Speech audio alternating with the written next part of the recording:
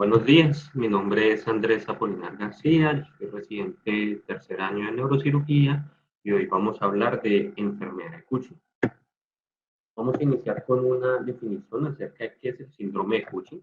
Se corresponde a una entidad clínica en la cual el organismo está expuesto a una exposición suprafisiológica de glucocorticoides, cuya causa más frecuente va a ser la iatrogenia.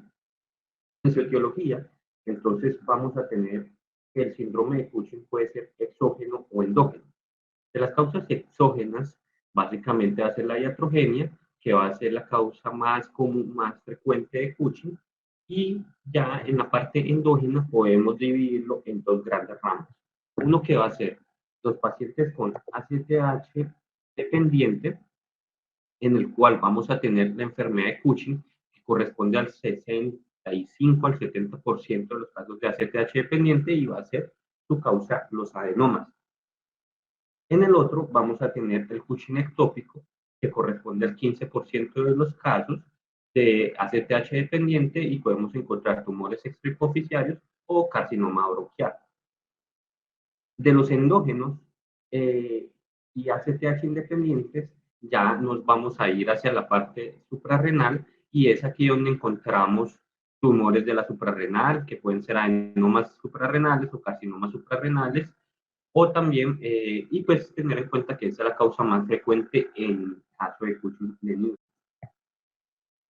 Entonces, hablando netamente de los ACTH dependientes que corresponden al 70 al 35% de los síndromes de Cushing, vamos a tener que irlos en pituitarios y de secreción ectópica de ACTH, como habíamos visto en la gráfica anterior. En esos pituitarios tenemos los microadenomas y los macroadenomas, siendo la mayor prevalencia para los macroadenomas en cerca del 90% de los casos. En el caso de la secreción ectópica tenemos el tumor de células pequeñas, el carcinoide bronquial, feocromocitoma, tumor de islotes pancreáticos y algunas enfermedades hematológicas o malignas como el tumor de ovario.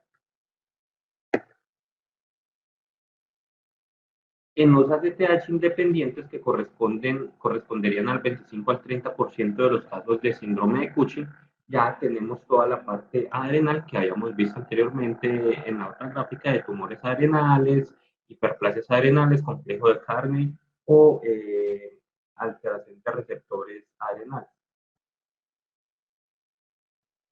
Su incidencia es desconocida, esto dado que es de difícil diagnóstico, se demora en el diagnóstico. En el caso de los pituitarios se considera que corresponde a 2 a 5 casos por cada millón año, los adrenales corresponden a 1 a 3 casos por cada millón año y los ectópicos a un caso millonario. Se acompaña de síndrome metabólico o se diagnostica en conjunto con síndrome metabólico en cerca de 3 al 5% de los casos y las mujeres van a tener una mayor prevalencia de 3 a 8 por cada hombre.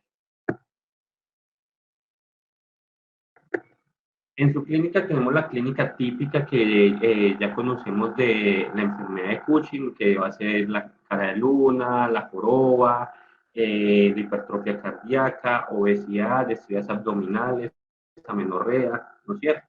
Pero tener en cuenta que pueden generar intolerancia a los carbohidratos hasta en el 30-60% de los casos y diabetes en el 20-50% de los casos.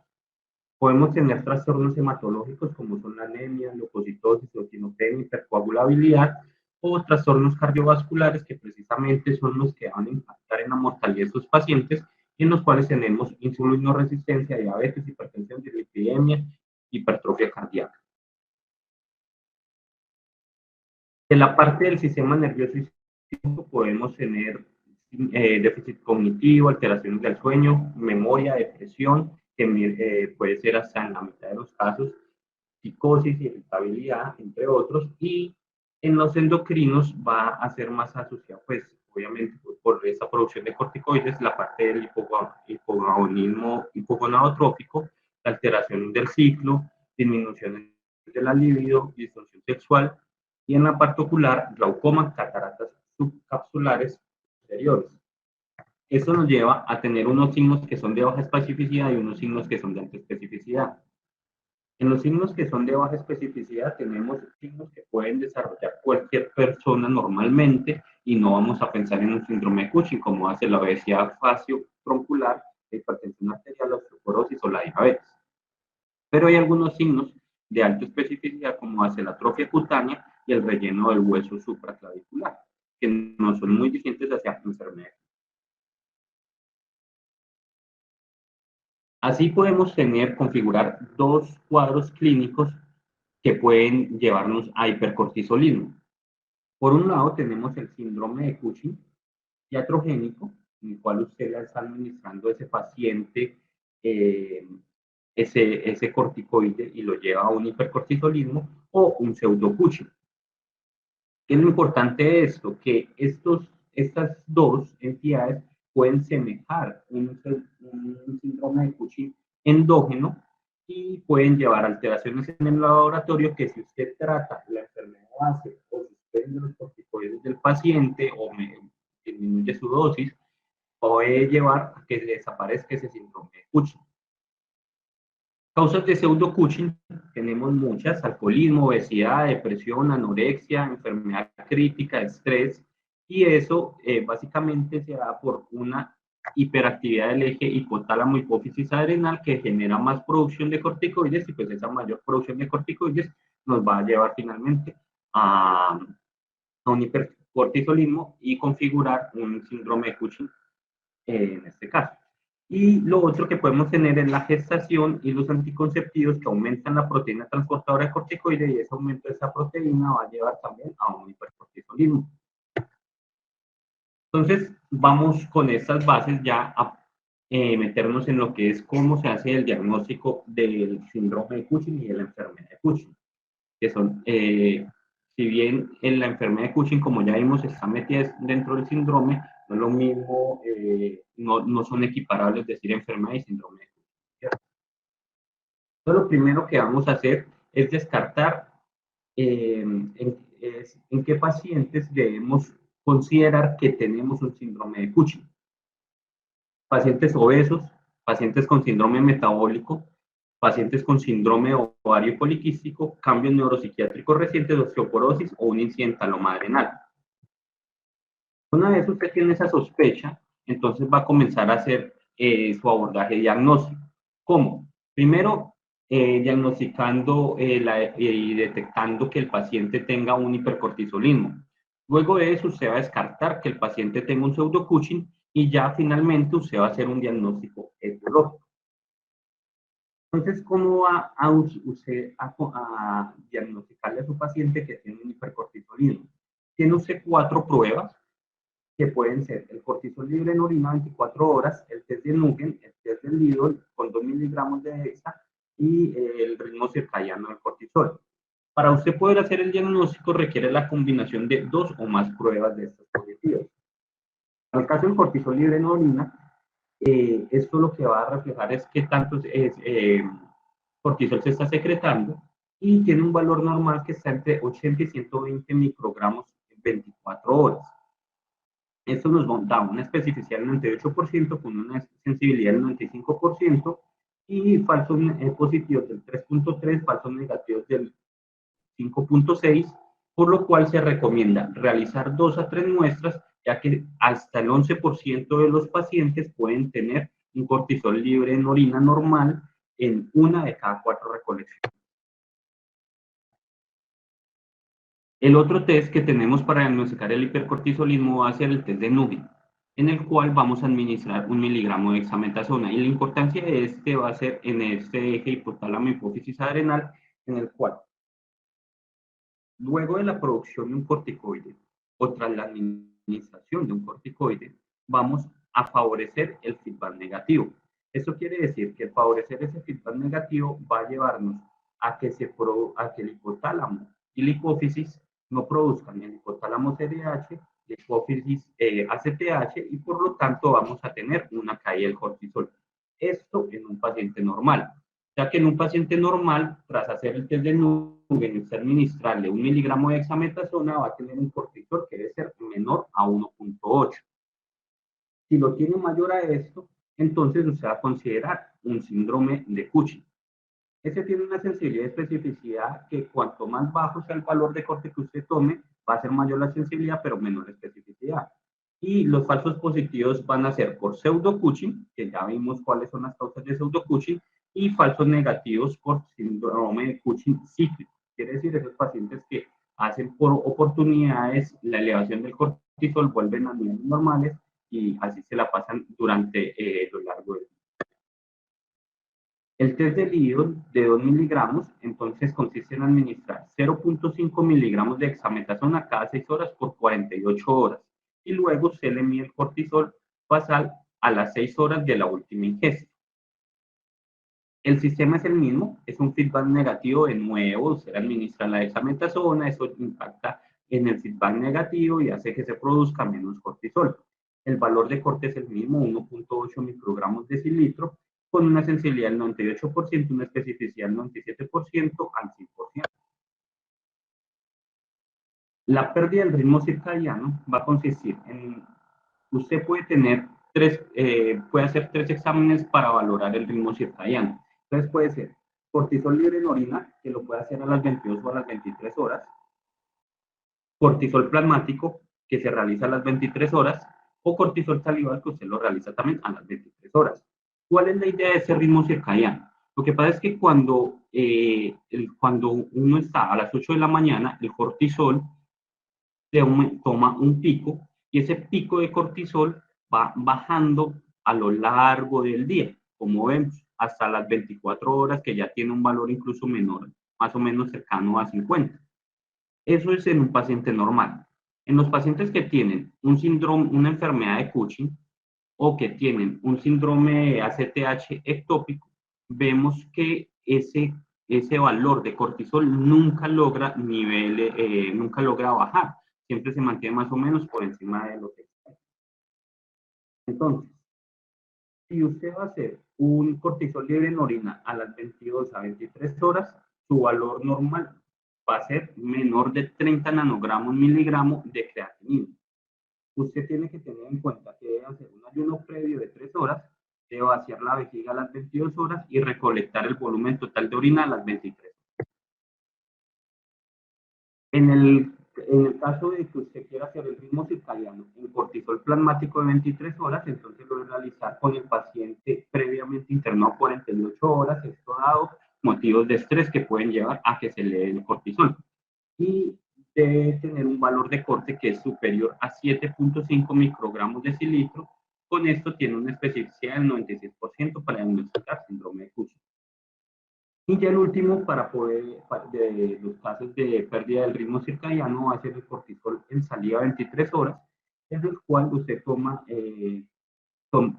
este cortisol en saliva en ese momento y va a tener un valor normal que es menor de 3 nanomoles litro o diagnostica síndrome de Cushing cuando es más de 6 nanomoles litro. Eso tiene una sensibilidad del 96% y una especificidad del 100%.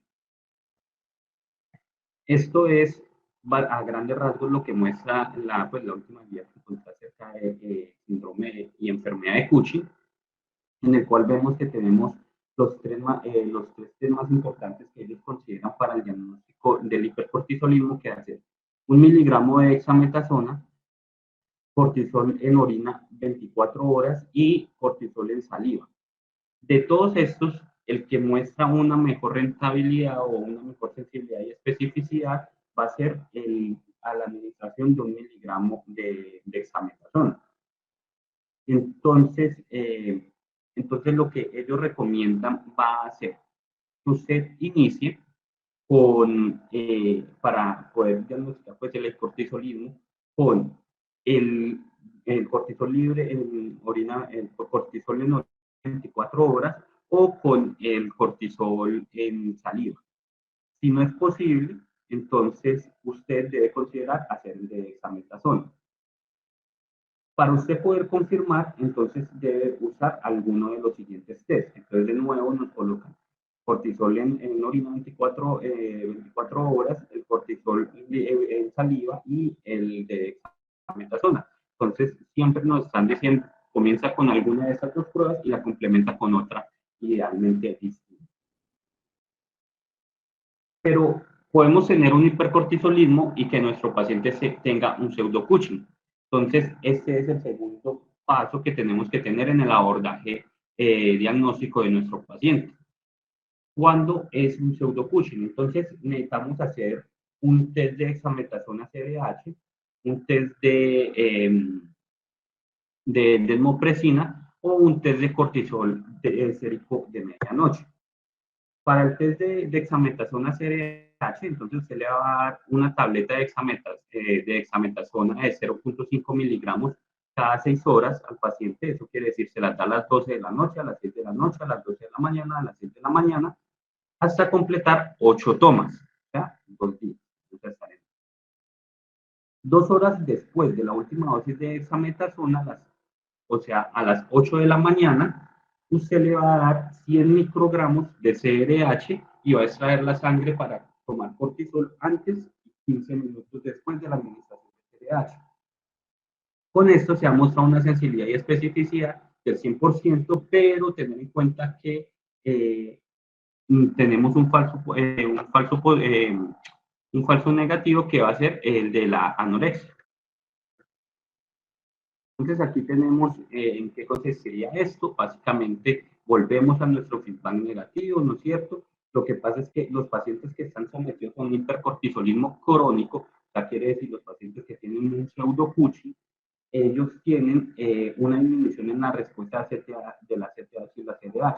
Entonces, tras usted administrar dexametasona, pulsos de dexametasona, favoreciendo ese feedback negativo, después cuando se restablece el feedback negativo y comienza la producción mediante la estimulación de CRH y la estimulación de ACTH, el cortisol, en estos pacientes, ese CRH y ese ACTH queda bloqueada más tiempo, por lo cual ellos no logran subir los niveles de cortisol a los 15 minutos ni a las 2 horas que usted le va a tomar la muestra de cortisol, y ellos van a mostrar unos niveles menores de 1.4 microgramos de cilitro. En el caso del síndrome de Cushing, entonces, ¿qué sucede? Estos pacientes tienen una buena respuesta a la CTH y la CDH, quiere decir que usted le administra sus cursos de dexametasona, favorece el feedback negativo, y luego cuando usted bloquea ese feedback negativo, la CDH y la CTH hacen su producción, estimulando normalmente todo, y por ello, esos pacientes van a tener un cortisol mayor de 1.4 microgramos de cilitro a los 15 minutos o a las 2 horas que tomar la muestra.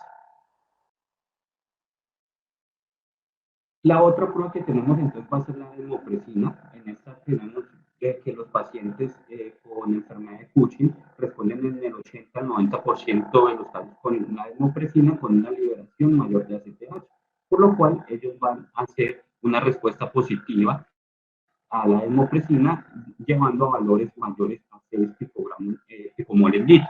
Esto dado que se considera que los tumores hipoficiarios pueden tener algunos receptores de desmopresina. Esos receptores de desmopresina que tienen estimulan que se produzca una mayor ACTH.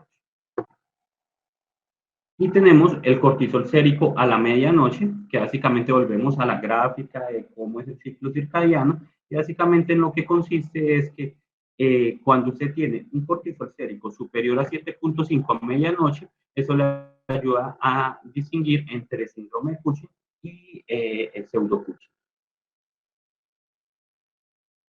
Entonces ya tenemos nuestro paciente al cual usted le diagnosticó el hipercortisolismo por las diferentes pruebas que haya usted determinado.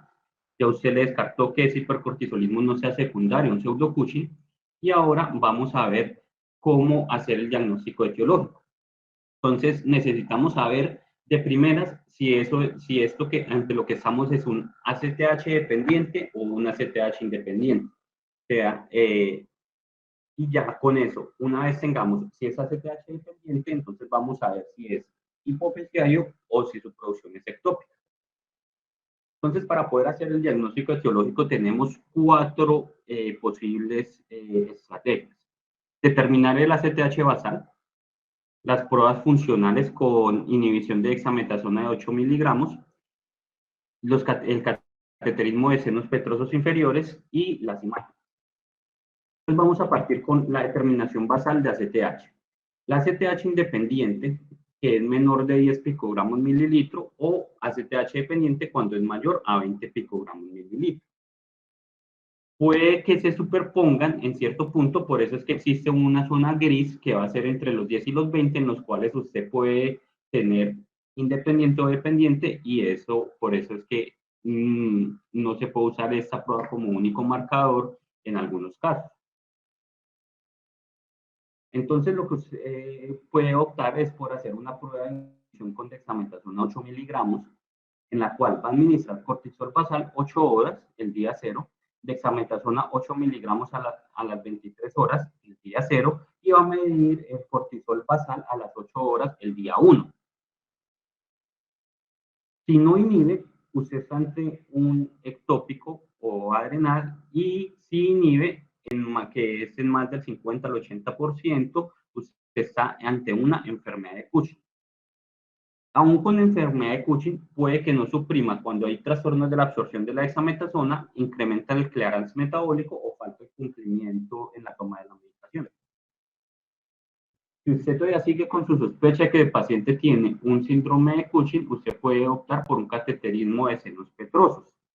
Esto previo también de las imágenes. Usted puede optar primero a hacer las imágenes para poder después, ya si le queda, sigue con la sospecha, el cateterismo. Entonces, en el cateterismo de senos petrosos inferiores, le ayuda a hacer el diagnóstico diferencial del síndrome de Cushing ACTH dependiente.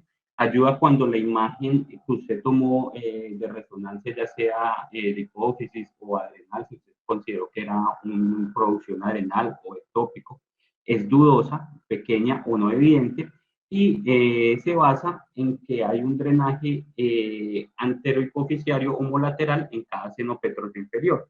También porque ese tumor va a tener una tendencia pues, a producir, a encontrar más concentrado, por así decirlo, el cortisol a este nivel en el seno petroso que en la periferia. Entonces, eso es lo que nos va a ayudar finalmente a hacer el diagnóstico. ¿En qué pacientes se debe considerar esto? En pacientes que no tienen lesión en la hipófisis o que la lesión es menor a 6 milímetros, y en pacientes con resultados bioquímicos compatibles con enfermedad de Cushing que se han sometido a hipofisectomía subtotal sin mejoría clínica y no tienen efecto todavía sobre la secreción de la CTH. Entonces, ese cateterismo de senos petrosos, lo que usted hace después, obviamente, cateteriza los senos petrosos inferiores de forma bilateral, y lo que usted va a hacer es que la ACTH la mide en plasma venoso petroso periférico antes y dentro de los 10 a 12 minutos posteriores a administrar CRH intravenoso, que va a ser una dosis de 1 microgramo kilo hasta 100 microgramos. La CRH la va a administrar para superar la pulsatilidad de la secreción de ACTH. En algunos casos, en algunos lugares pueden usar desmopresina, pero esto no está tan avalado, pero es como una posibilidad cuando usted no tiene CRH.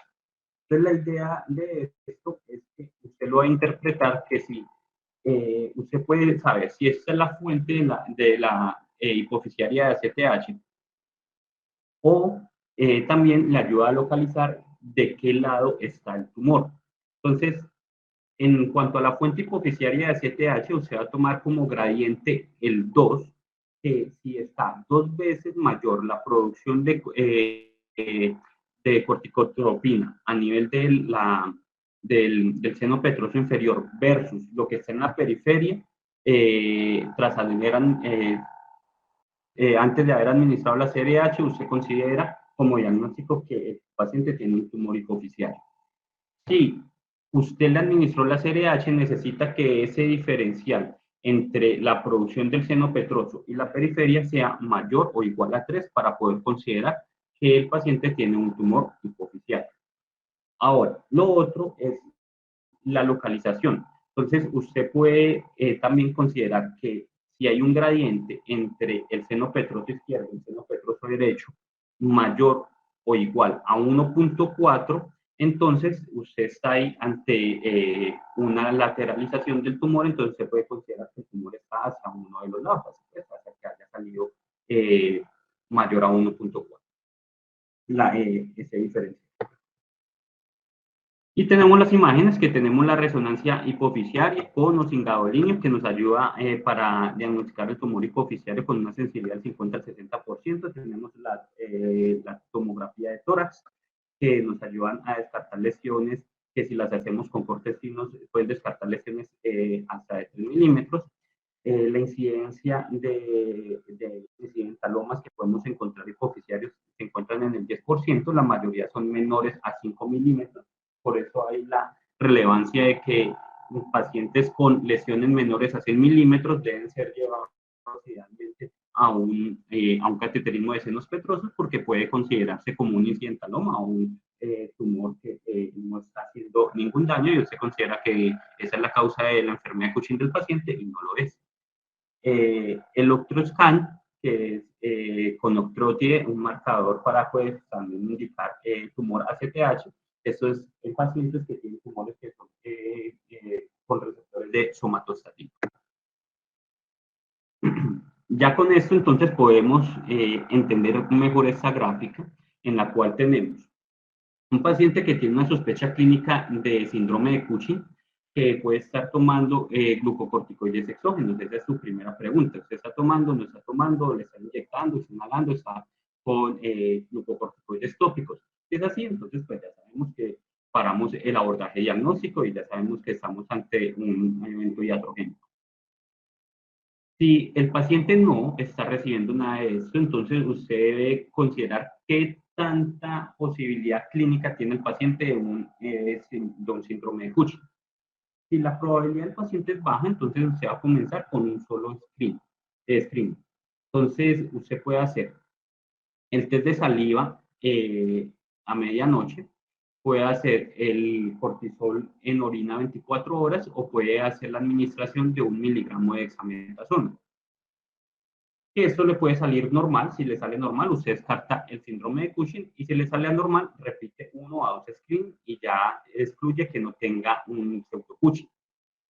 Si la probabilidad de su paciente es intermedia o alta, pues entonces usted va a arrancar con 2 o 3 screenings, que son los mismos screenings que ya vimos. Entonces, y si le salen normales, entonces usted descarta el síndrome de Cushing, o su paciente tiene un síndrome de Cushing simple. Si salen anormales, entonces usted repite 1 o 2 screenings. Claro que pues en este caso usted ya tiene 2 o 3 screenings, ya puede hacer con eso el diagnóstico, y ya va a hacer el segundo paso, que sería excluir que su paciente no tenga un pseudo Cushing, mediante las pruebas que hemos visto de dexametasona CRH, desmopresina y cortisol sérico de la medianoche.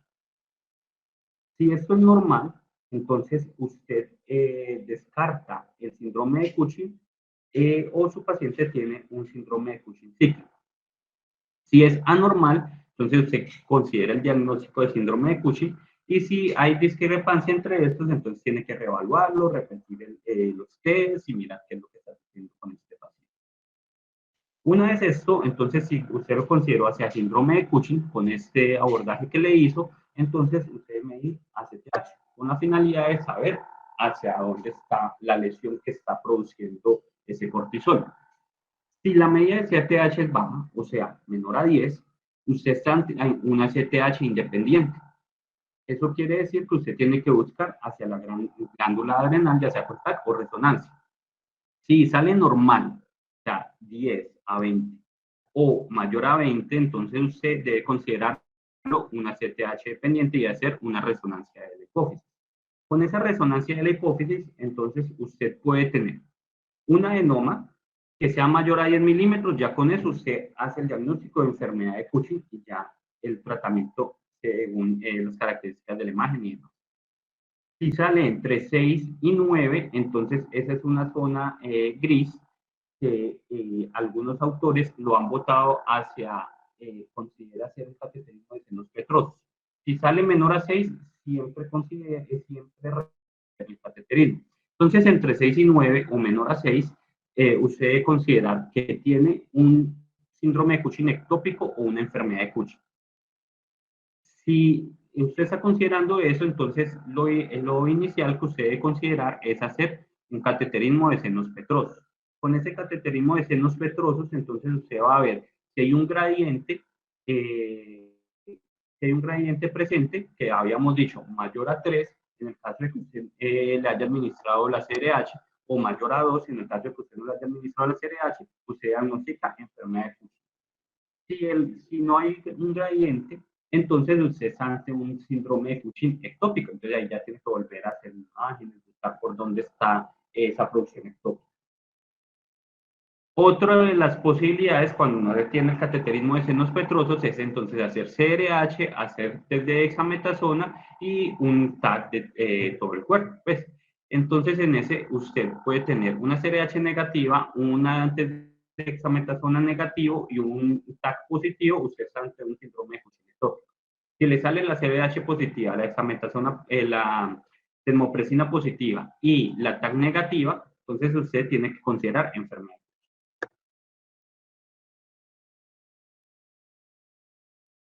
Muy bien, seguimos con la parte final, que sería la parte del tratamiento. Entonces, en la parte del tratamiento, tenemos el gol estándar para la enfermedad de Cushing, vamos a hablar netamente. La enfermedad de Cushing, el gol estándar sería la cirugía. Tenemos otros tratamientos que van a ser el tratamiento médico, la radioterapia y la adrenalectomía bilateral. Tener en cuenta que el tratamiento médico no ha mostrado la misma rentabilidad pues, que tiene la cirugía, por lo cual se deja como en un segundo peldaño para el tratamiento y adicionalmente lo otro útil para el tratamiento médico es en los pacientes que usted va a llevar a radioterapia. Esto básicamente porque como el paciente que usted va a llevar a radioterapia se va a demorar en responder un tiempo a la radioterapia, entonces cuando usted considera que ese paciente es óptimo para la radioterapia, él va a tener unas cifras elevadas de cortisol y para poder manejarle esas cifras elevadas de cortisol, usted lo que va a hacer es iniciar una terapia médica. Se inicia la terapia médica, le controla las cifras de cortisol y que el paciente ya siga con el plan de la radioterapia. Cosa que no es necesaria en la cirugía, ya que pues la cirugía nos debe llevar idealmente a hacer una insuficiencia adrenal después de la cirugía, por lo cual como la respuesta es tan rápida, usted no requiere iniciar terapias médicas. Entonces, en la cirugía, lo que buscamos es la remisión, que se define como cortisol sérico posoperatorio menor de 55 nanomoles litro o menor de 2 microgramos de cilitro. Se observa en el 80% de los pacientes con microadenomas y en el 60% de macroadenomas cuando la cirugía la hace un cirujano experto. Los pacientes en remisión requieren un reemplazo de glucocorticoides hasta que recuperen su eje hipotálamo hipófisis adrenal.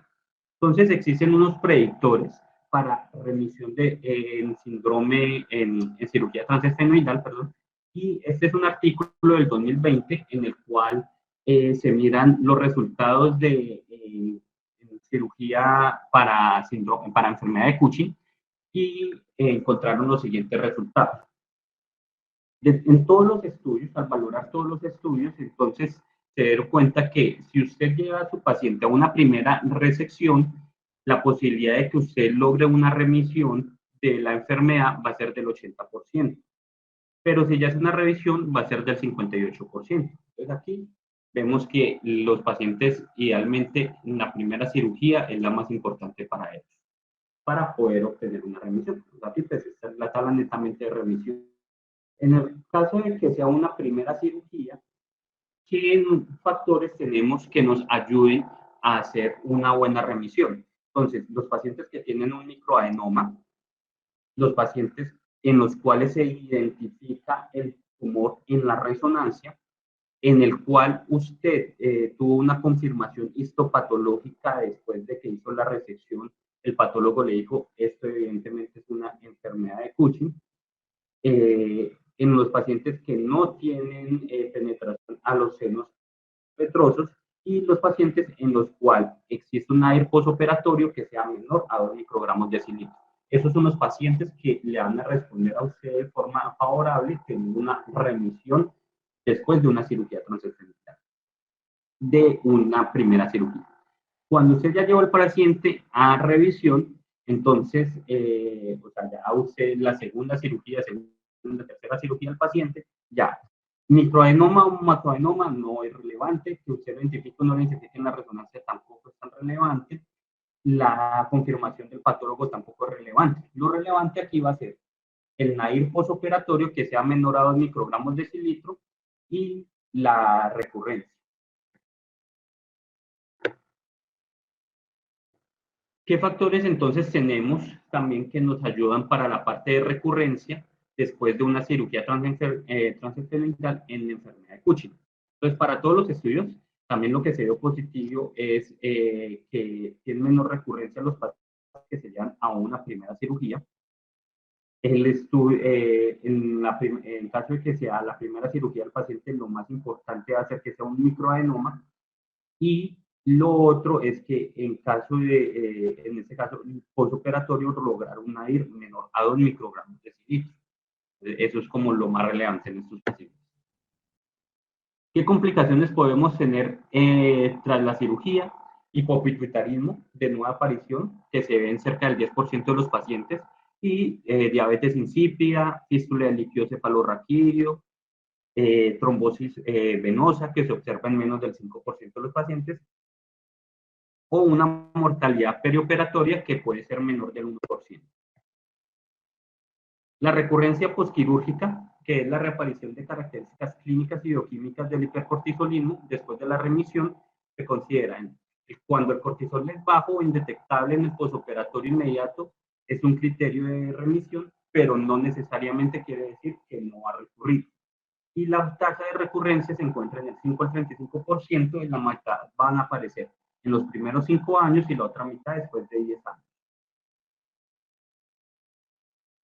Entonces, esa recurrencia la vamos a evaluar mediante el eje hipotálamo hipófisis adrenal, y luego vamos a seguir una evaluación anual o antes si usted tiene una sospecha. El gol estándar o la prueba ideal que usted debe utilizar es el cortisol en saliva nocturno. Ese es el que se positiviza de forma más temprana, y como segunda instancia usted puede tener la dexametasona o el cortisol libre en orina en caso de que no logre hacer esta prueba o no esté habilitada esta prueba. Entonces, si solo se observan anomalías bioquímicas leves y sin características de hipercortisolismo, se debe seguir el paciente con vigilancia, pruebas repetidas y tratar las comorbilidades que tenga el paciente. Esto es los tests que existen para monitorizar la recurrencia, donde vemos precisamente que el test de cortisol salival es el que muestra la mejor sensibilidad y especificidad. Los otros que tenemos que podemos usar, entonces está el cortisol en orina 24 horas, la desmopresina o el test de 1 miligramo de dexametasona. Pero pues por ir en el test de 1 miligramo de dexametasona, miremos que los estudios no han mostrado la sensibilidad y especificidad exacta de este test. ¿Cuándo reoperar los pacientes? ¿Deben reoperar los pacientes o no? Entonces lo que dicen es que cuando hay evidencia bioquímica de enfermedad de Cushing recurrente con tumor visible en la resonancia, ustedes ya su paciente a cirugía nuevamente, con unas tasas de remisión con reoperación del 37 al 88%. Se considera que si la resonancia magnética no muestra el tumor, la cirugía debe ser realizada por un cirujano experto en un centro de alto volumen para que tenga alguna rentabilidad esa cirugía. Si no, la cirugía no va a ser óptima. Y usted debe considerar si su paciente le hicieron un cateterismo de senos petrosos antes de la primera cirugía. Esto le puede ayudar al cirujano para poder saber más o menos hacia qué lado o hacia dónde está el tumor. Ya seguimos con la parte de la terapia médica. En la terapia médica entonces tenemos los de la esteroidogénesis adrenal, que el más conocido va a ser el ketoconazol. Este tiene una tasa de respuesta inicial con normalización del cortisol en orina del 65%, pero con un escape más o menos del 15 al 25%. Otros que tenemos va a ser el olirostat, que tiene ya un estudio fase 3 en el cual muestra una normalización del 86% del cortisol libre en orina. Y tenemos los de receptores de somatostatina, donde está el pasireotide. Ese pasireotide ya tiene su estudio fase 3 también, en el cual muestra una normalización, pero vemos que es normal del 15 al 26%. Tenemos los del receptor de dopamina, donde está la cabergolina, que muestra una normalización del 40%. La mifepristona, que es de los receptores de glucocorticoides, el cual está ya en un estudio fase 3 y lo que muestra más que todo es control de la parte clínica del paciente. Y ya tenemos otros que también están en investigación, que están iniciando su estudio de fase 3, como el levoquetoconazol, que tiene un estudio fase 3 en el cual muestra una normalización del 31% del cortisol libre en orina. Entonces, usted debe considerar un cambio en el tratamiento si los niveles de cortisol se mantienen elevados después de 2 a 3 meses con la máxima dosis del medicamento que usted le está administrando, pero si el cortisol se normaliza, no se muestra una respuesta tan óptima, usted puede considerar hacer una terapia combinada. ¿Qué medicamento entonces se va a elegir? Como habíamos dicho, el más estudiado, el más fiable, el más conocido es el ketoconazol, entonces ese es el de primera línea que usted debe considerar.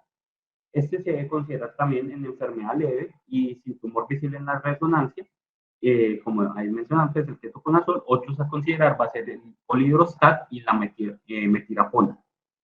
La cabergolina se va a considerar en pacientes que tengan enfermedad de Cushing leve, ya que es menos efectivo y tiene una iniciación leve. En enfermedad leve a moderada con tumor residual, la consideración es cabergolina o pasireotide, esto dado que estos impactan sobre el tamaño del tumor, entonces nos van a ayudar a controlar el efecto de masa. Y en pacientes con enfermedad grave de rápida normalización del cortisol, necesitamos una rápida normalización del cortisol, por lo cual lo que se recomienda es polidrostat y metilapona, que la respuesta es en horas, o el ketoconazol, que la respuesta es en unos días, no dice exactamente más o menos cuántos días, dice que pocos días. El etomidato funciona rápidamente y se puede usar si el paciente está hospitalizado y no puede tomar medicamentos orales. Cabergolina no debe usarse en pacientes que tengan antecedentes de trastorno bipolar o control de impulsos. La cabergolina va a ser preferible en la mujer que esté en embarazo. Y la mifepristona, tener en cuenta que es de difícil monitorización. Se puede combinar ketoconazol con metilapona cuando se necesita un bloqueo suprarrenal más óptimo. ¿Cuándo considerar entonces radioterapia en los pacientes con enfermedad de Cushing?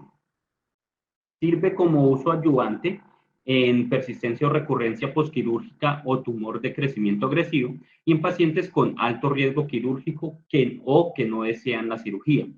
La terapia médica durante la radioterapia debe darse, dado lo que hemos visto, dado que nos va a ayudar a controlar los niveles de hipercortisolismo y ayuda a que se le dé un tiempo para que la radioterapia haga su efecto. Se puede usar radioterapia de haz externo convencional, que se van a usar 45 a 50 grays, y se puede administrar en fracciones menores de 2 grays. O radiocirugía estereotáxica, donde se va a administrar en una dosis única o en fracciones que son de aproximadamente 20 grays. En pacientes tratados con radiocirugía, se debe tener en cuenta que va a haber una distancia de 3 a 5 milímetros entre el tumor y el quiasma, y la dosis máxima que se puede dar es menor a 8 Grace para no dañar el quiasma. La terapia médica durante la radioterapia que se debe hacer, entonces lo que estamos diciendo que se requiere, 2/3 requieren remisión bioquímica a los, pues para que la radioterapia haga efectos, 2/3 hacen remisión bioquímica, pero a los años después de haber iniciado la radioterapia, por lo cual se requiere el acompañamiento de la terapia médica. Este es un estudio del 2017 en el cual se valoró la radioterapia en los pacientes con enfermedad de Cushing, básicamente la radiocirugía estereotáxica. Se usó en 278 pacientes el gamma knife y fue seguido durante 5.6 años. Se logró un control bioquímico del 80% y se mantuvo el control de hipercortisolismo en el 57%.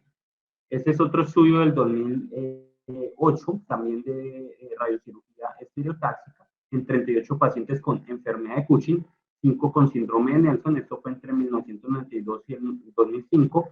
Todos tuvieron cirugía transestenoidal que no logró una curación bioquímica en una media, y se les hizo una mediana de seguimiento de 62 meses, en la cual se encontró que el 52% de los enfermedades de Cushing tuvieron una respuesta completa, y el 100% de los pacientes con síndrome de Nelson tuvieron una respuesta completa. Lo otro a considerar ya como última instancia para el tratamiento de su paciente con enfermedad de Cushing va a ser la adrenalectomía bilateral.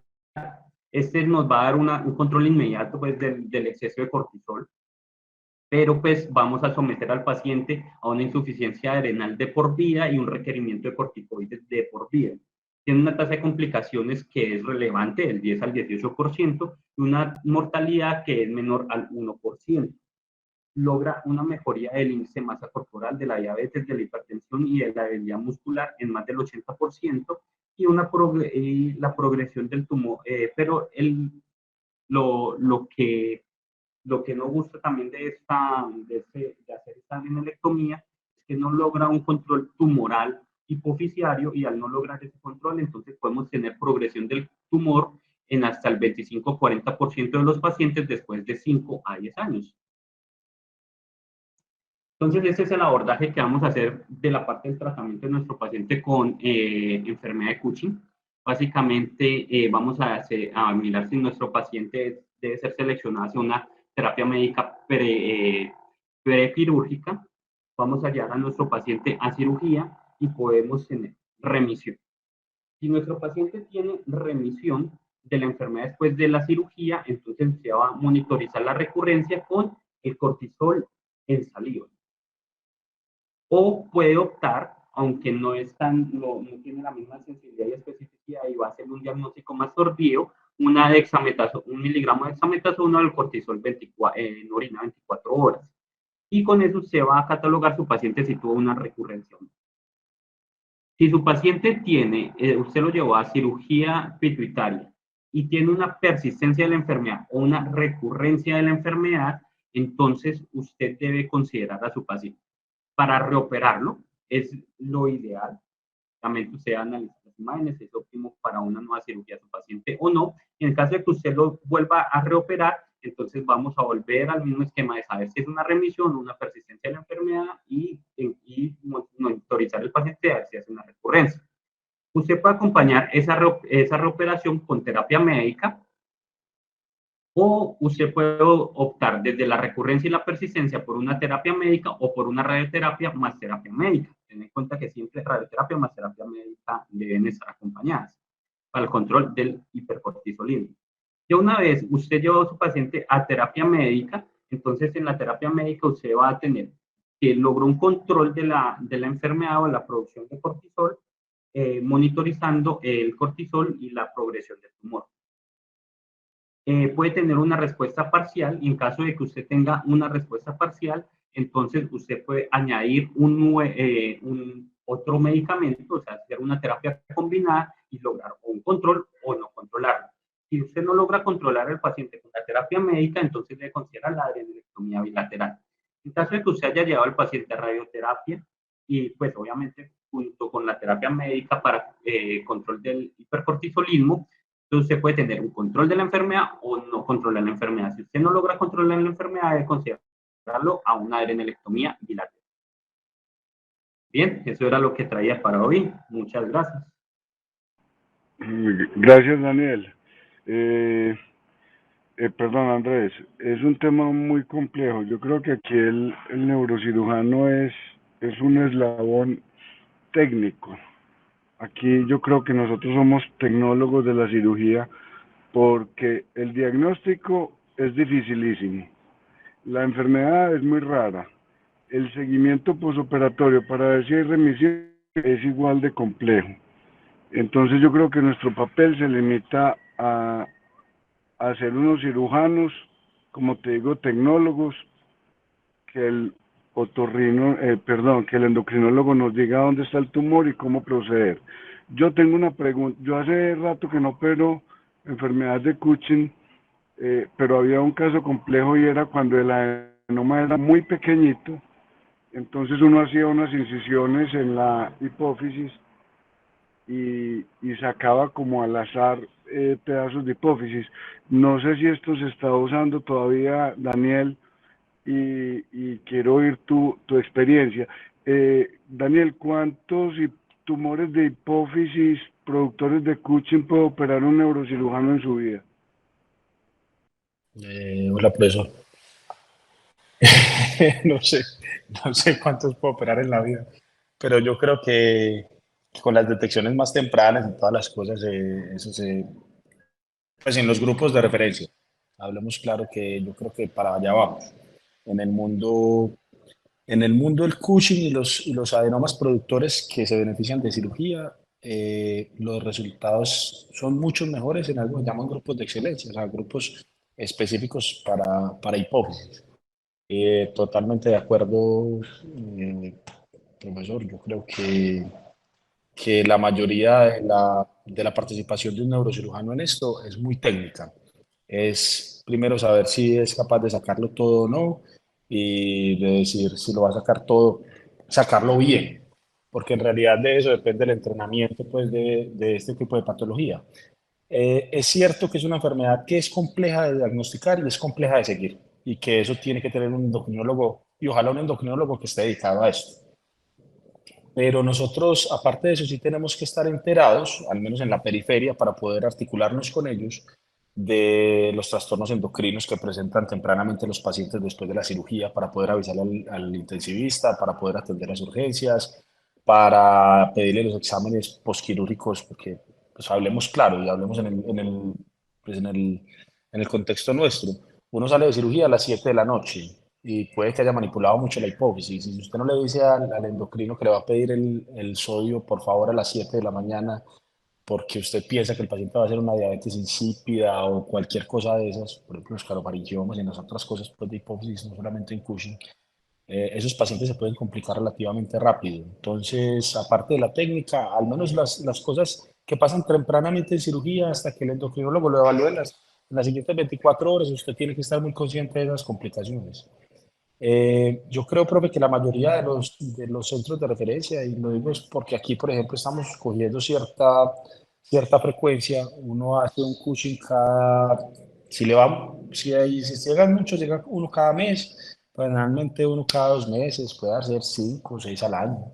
Pero hay centros, por ejemplo, en México a mí me tocaba que hacían Cushing cada 2 semanas. Y eso va formando, va aceitando los grupos. No sé cuál fue la otra pregunta, profesor, que me gustó.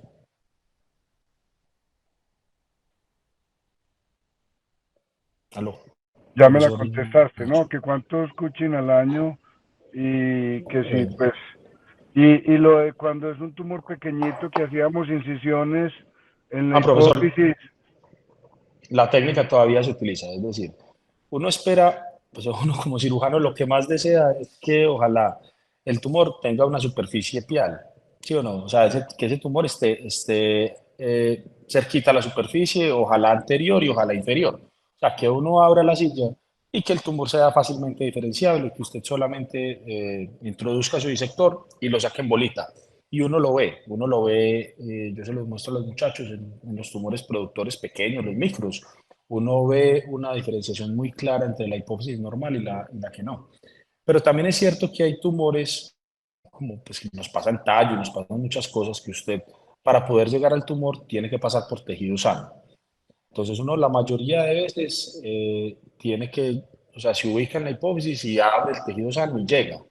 Pero también hay veces que tenemos pacientes que la resonancia nos muestra unos tumores muy pequeños, definitivamente tienen una enfermedad de Cushing, porque eso es algo que Andrés lo dijo y es extremadamente importante. El que pone la flecha de que es una enfermedad de Cushing son los exámenes endocrinos, no la resonancia. O sea, si usted tiene una resonancia que no le muestra el tumor, pero los exámenes endocrinos le dicen que ahí está el tumor, usted tiene, pues, tiene que creerle a los exámenes endocrinos. Entonces, la cuestión es que sí, algunas veces se hacen unas incisiones, ojalá que no sean horizontales para no cortar el flujo del plejo, pues. y se hacen unas incisiones verticales en la hipófisis para buscarlo. Algunos la recomiendan, otros dicen de una vez haga una microtomía si usted pues, no sé, no sé lo que sea. Eso está en discusión, pero sí, profe, todavía se puede hacer esa maniobra. ¿Qué porcentaje de remisión tenés vos? En realidad, en tumores de primera instancia que son macros y se ven, es un 60-70%. Hay un problema con ese tipo de preguntas, diría yo, y es, no vi que Andrés lo dijera, pero la definición de remisión, o sea, de curación de un paciente de Cushing, generalmente no la hacemos sino hasta el año.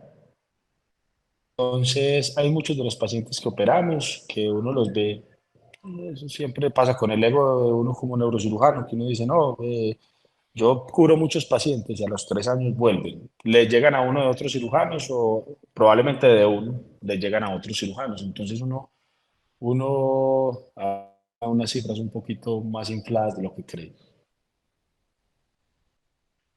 Ok, gracias. Bueno, no, yo no tengo más preguntas.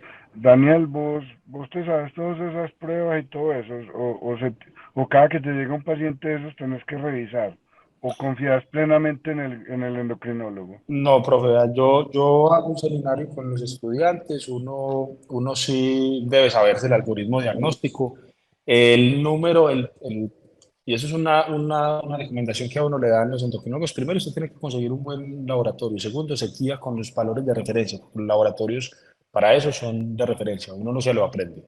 Uno mira el valor de referencia, uno se sabe algunos valores de referencia. Pero yo creo, profe, que si uno va a manejar esto seguido, sí tiene o sea, mantenerse actualizado o al menos tener una idea muy buena de cómo se hace el diagnóstico o no. Porque a veces llegan pacientes que o no les ha visto el endocrinólogo y los mandan a operar, o sea, de interna, de otras cosas, o eh, pacientes que de pronto el endocrinólogo se le puede haber pasado, igual que a nosotros se nos pasan cosas.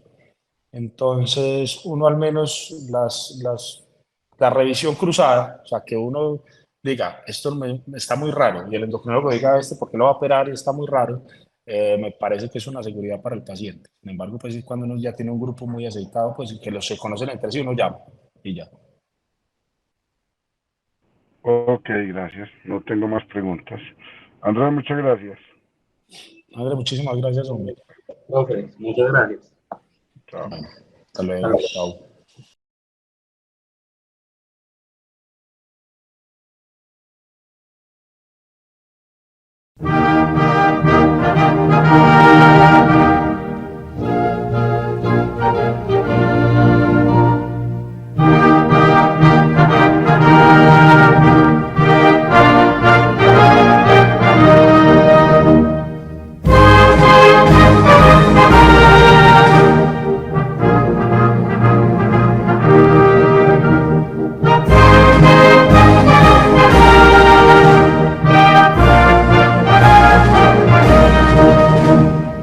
Cantaremos entusiastas a nuestra universidad.